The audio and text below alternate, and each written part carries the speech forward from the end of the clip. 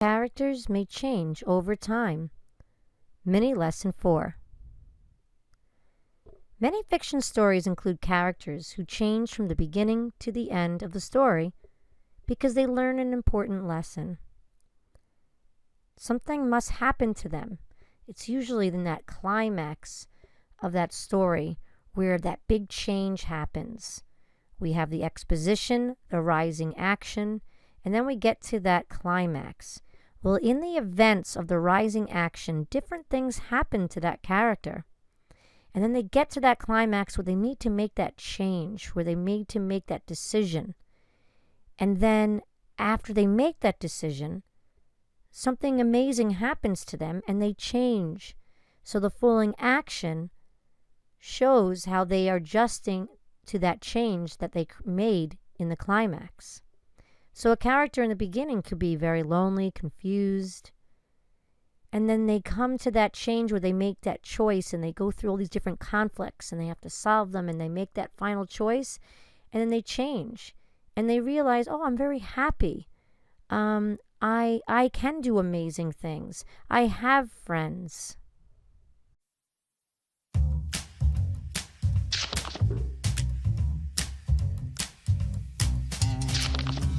When you read a book, some characters are more memorable than others.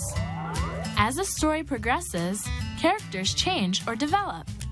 We can see this development in the way a character's actions, appearance, and motives might change over the course of a story. Let's watch a short film on The Wizard of Oz. Then, we will look for the characters' actions, motives, and appearances to see how the characters develop throughout the story. In the story of The Wizard of Oz, Dorothy visits a magical land and then realizes she can't get back home.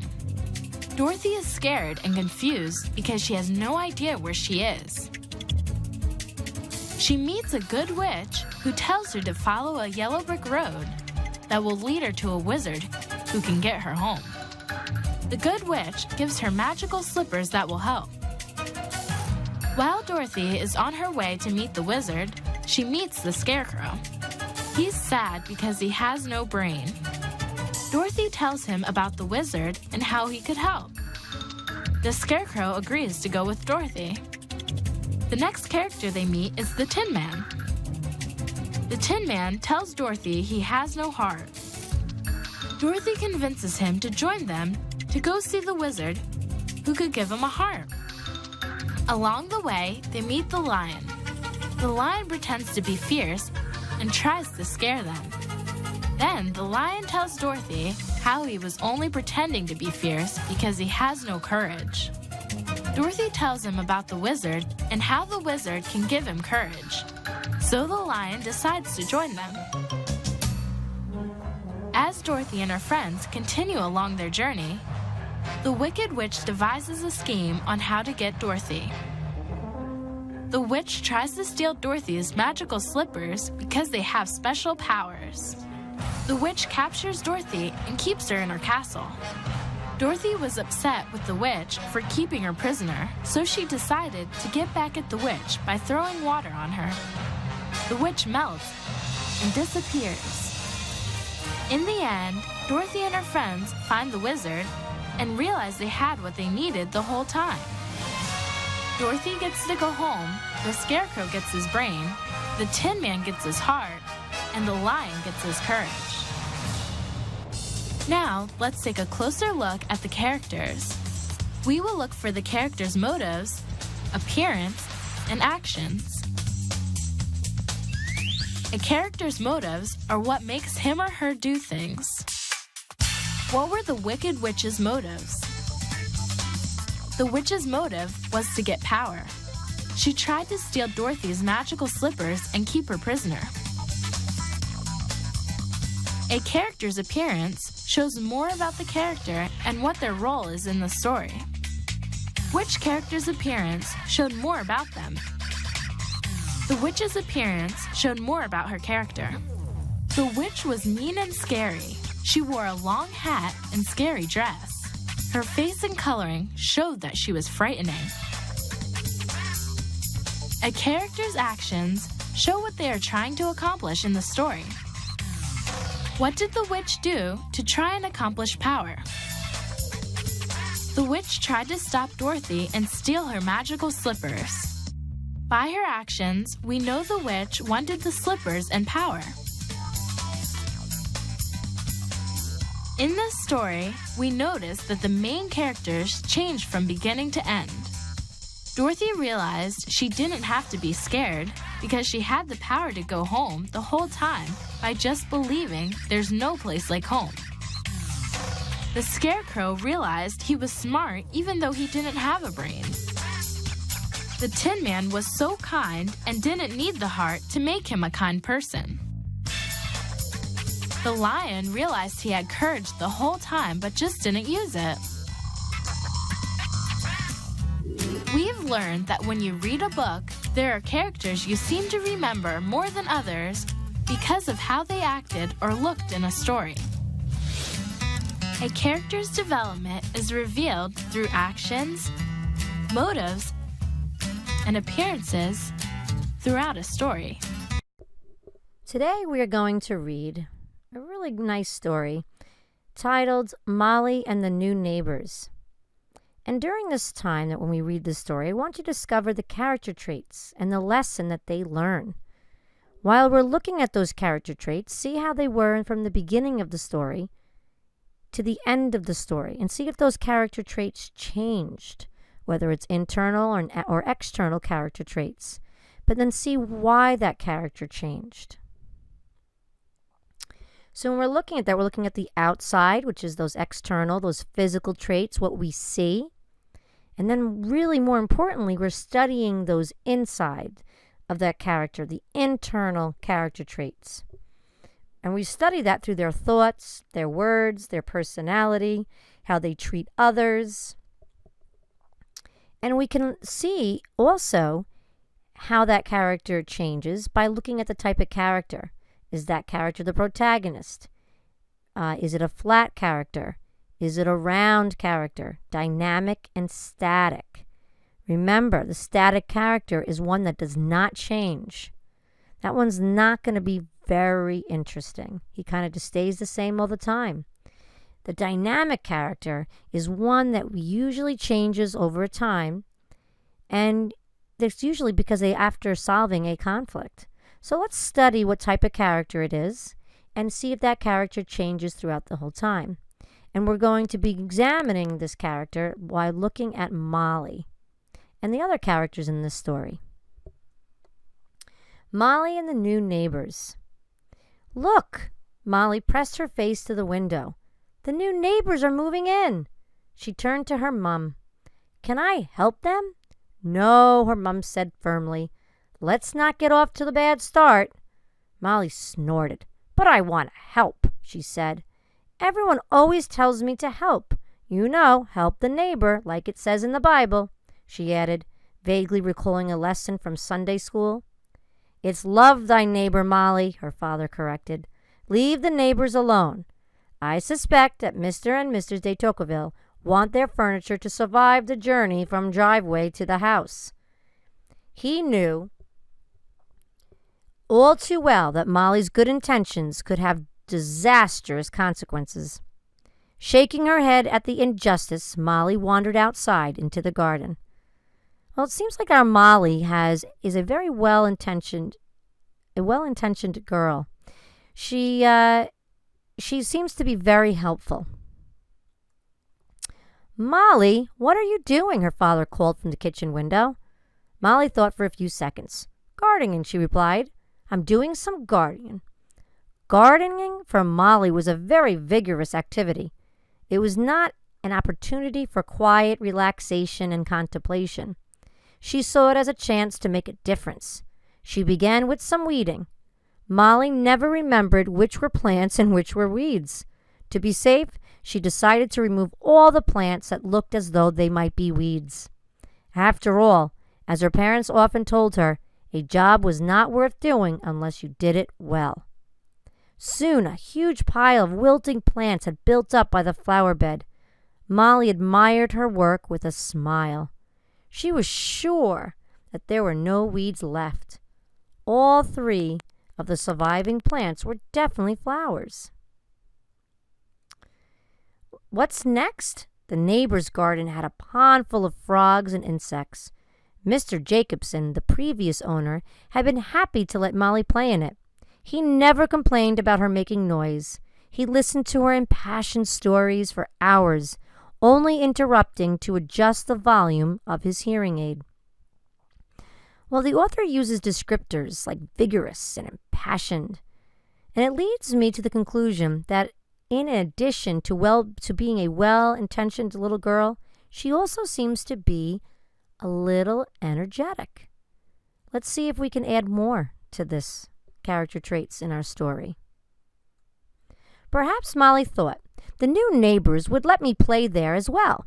She hoisted herself up and peered over the fence. Mr. and Mrs. de Tocqueville were settling into their garden chairs. Mr. de Tocqueville was tall and thin, his white hair and beard neatly trimmed. Behind his gold-rimmed glasses, he looked lost in thought. His wife was severe and unsmiling, with every hair in place. She reminded Molly of a bird, with her beady eyes alert above her sharp nose. "Well," Mr. de Tocqueville said in a high voice, "moving here is the most ghastly experience.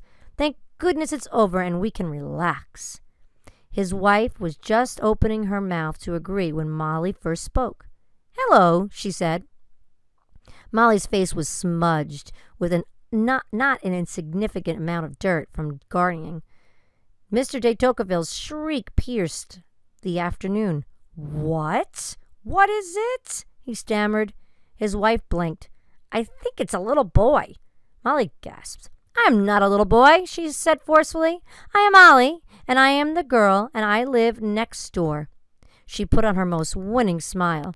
"May I please play in your pond?" Mrs. de Tocqueville fixed Molly with a stern gaze. "No," she sniffed. "You may not.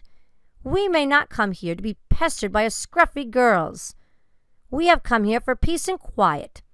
Molly stared at her in a stony silence. "Why are you still here?" Mrs. de Tocqueville demanded. "Off with you, or I shall be speaking to your parents." Wow, Mrs. de Tocqueville sounds really not like a nice character. Molly just wants to play in the pond, but Mr. and Mrs. de Tocqueville seems they want nothing to do with her. They say they moved here for peace and quiet. Let's also seem to see if we can add more about our Mr. and Mrs. de Tocqueville and see how much they are very impatient when it comes to little kids. With no pond to enjoy, Molly had to make her own entertainment. Over the past few days, her playtime resulted in a broken flower pot from baseball practice, a shattered crystal jug from the lemonade stand, a ruined lawn because she was on a treasure hunt. Finally, her mom locked the shed, the garage, and the mudroom doors. There was nothing left to do. Molly sat at the lawn, head in hands. Her gloom was interrupted by a loud voice from Maid de Tocqueville's garden. It sounded like breaking glass. Molly jumped up and ran over to the fence. She longed to peek over it, but she had promised not to disturb the neighbors. Uh-oh. Looks like Molly's in a bit of a dilemma. Knowing that Molly always wants to help and is very impassioned, I'm going to predict that she's going to go over there to the new neighbor's house to see what is going on. And if she goes there, I wonder how they will react. But she thought, what if something's wrong or someone's hurt? Another Sunday school lesson popped in Molly's head. Do a good deed daily. Well, she mused, I haven't done very much good today, and it's nearly time for supper. She clambered up the fence. The kitchen window was shattered, and a young man was climbing through it. He was carrying a large bag. "Hello," called Molly. "Are you locked out?" The man froze. He turned slowly. Yes," he replied. "That's it. Yeah, I'm locked out." "Are you Mr. and Mrs. de Tocqueville's son?" Yes, I am." "Now, why don't you run along and mind your own business?" he said. Just then Molly heard her father storming up behind her. "Molly," he sounded cross, Get down there from immediately. I told you not to bother the neighbors. I'm talking to their son, Molly exclaimed. I'm helping him. He's locked out. Oh, her father said. They didn't mention a son. I should introduce myself. But just as Molly's father started to greet him, the young man sprinted across the lawn and disappeared through the back gate. Later that evening, Molly sat at the guest at the honor at the Tocqueville's ornate dinner table. Such a brave girl, gushed Mrs. de Tocqueville. If it weren't for you, that awful burglar would have run off with our valuables. Do you think he'll come back? Molly asked through a mouthful of pudding. Mr. de Tocqueville's eyes widened. Mrs. de Tocqueville clutched her napkin. Molly took a deep breath. Maybe when you're out, I could watch over your house and play in your garden. Mr. de Tocqueville stammered. I'm a very good house watcher, Molly assured him. Mr. de Tocqueville looked nervously at his wife. Well, Mrs. de Tocqueville said, I suppose we might try it. Molly smiled, saving her last bite of dessert. In Partnerships, finished reading the story. What did we notice about Molly and the de Tocquevilles? Well, she wants to be helpful. She's definitely, by her actions and her thoughts and her ideas, she's very mischievous and overzealous. She's very vigorous. She wants to garden. She has so much activity. And she's very impassioned. She listens to stories. She's very helpful. Now, Mr. de Tocqueville and Mrs. de Tocqueville, they are very distant. They're always like, they're not smiling. They're looking at Molly with a stern gaze. They asked her not to be pestering them. They seem lost in thought. They look very refined and old because they have white hair and they have gold-rimmed glasses. And they have, like, everything is so particular, like their dinner table is so set up so nicely.